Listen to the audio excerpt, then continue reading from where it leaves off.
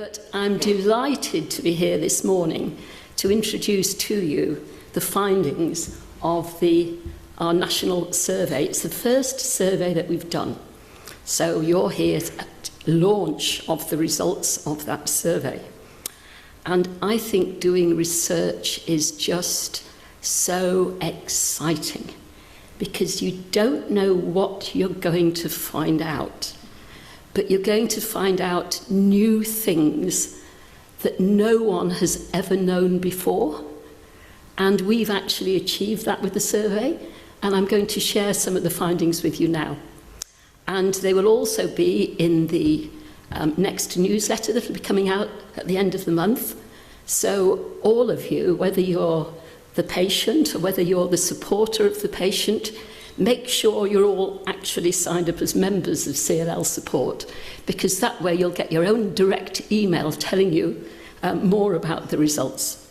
But a few headlines for you this morning, just a dozen or so slides of what we found out. And the little box at the bottom, just in case you're all wondering what it is, this is our captions for the people that are watching on Zoom, so they can actually read what I'm saying. In fact, I can read what I've just said, which is slightly disconcerting, but there you are.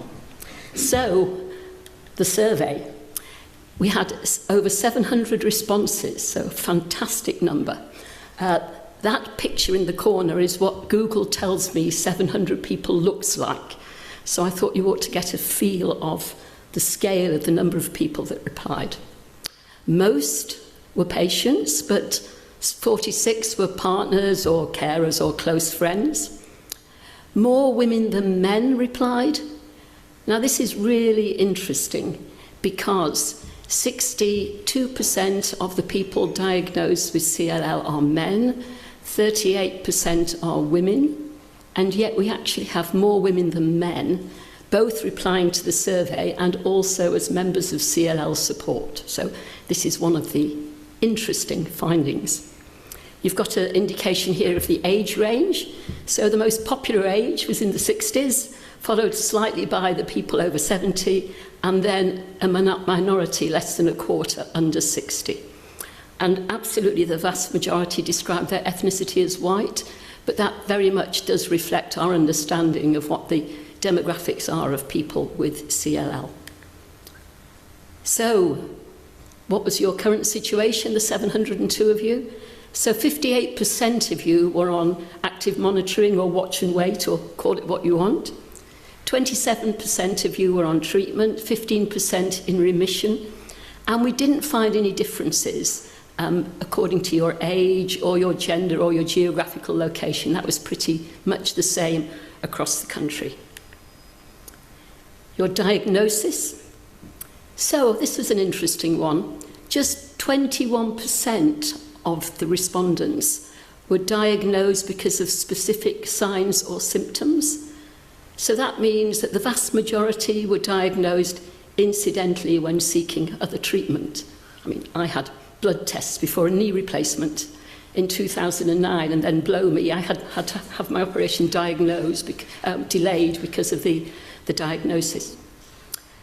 Most have been diagnosed in the last 10 years, but some, had to make sure we had this on the slide, were diagnosed over 30 years ago.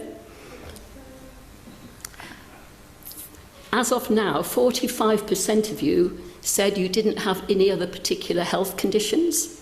So that's quite a high number, I thought, but you'll all have different views about that.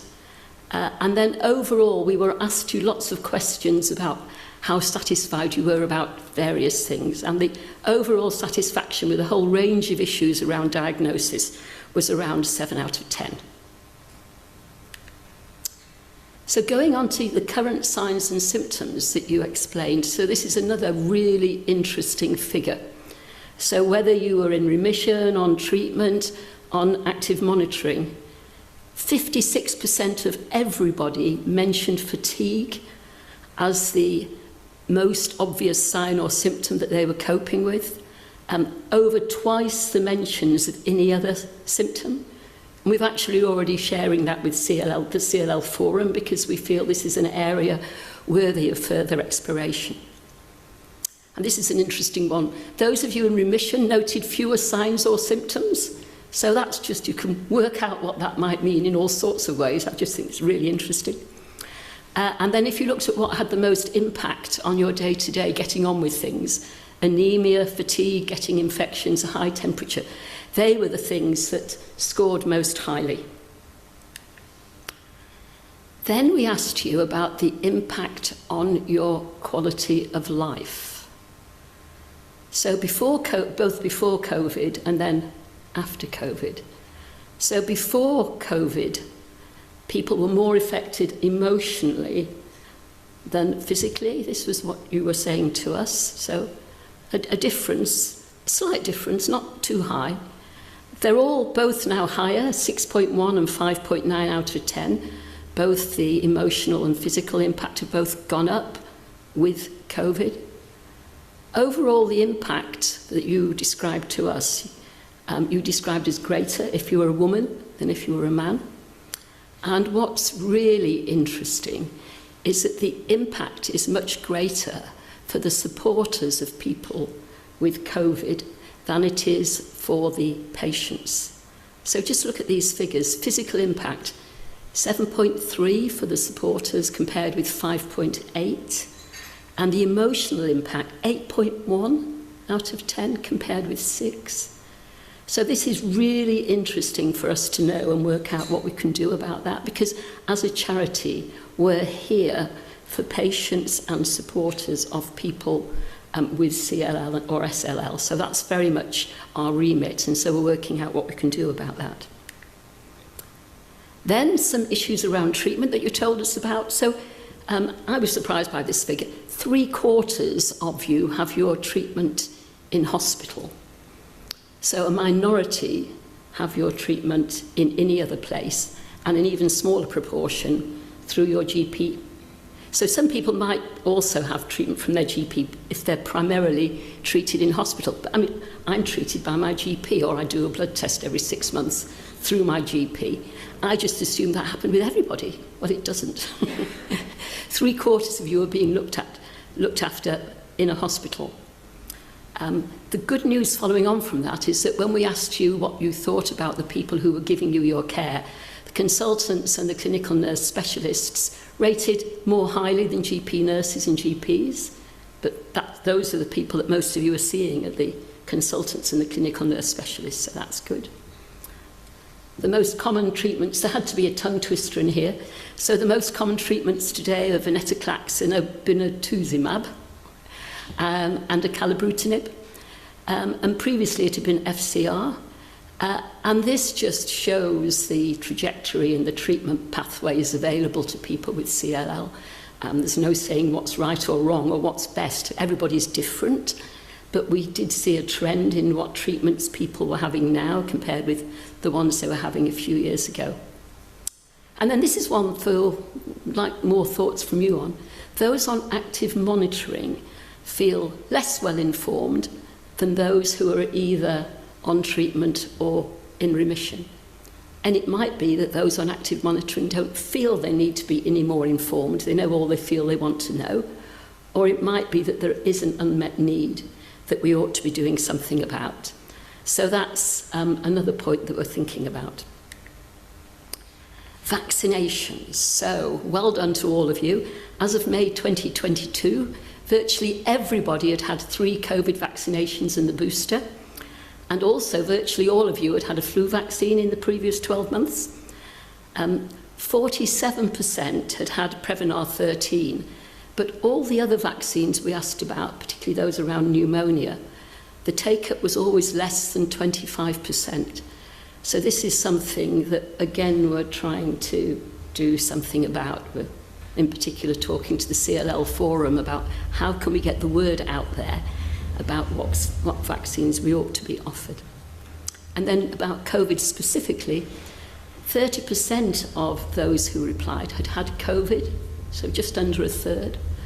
And just under a third of those who had had COVID said they had ongoing symptoms. So across the responses, there were quite a few gender differences that I just think it's worth pulling together, if you like. So first of all, women are more likely to join CLL support. Women were less satisfied with aspects of their diagnosis. They were less satisfied with the clinical support they received. And they also felt less well informed about CLL matters than men did. And then also, CLL or SLL had a greater emotional impact on women than men.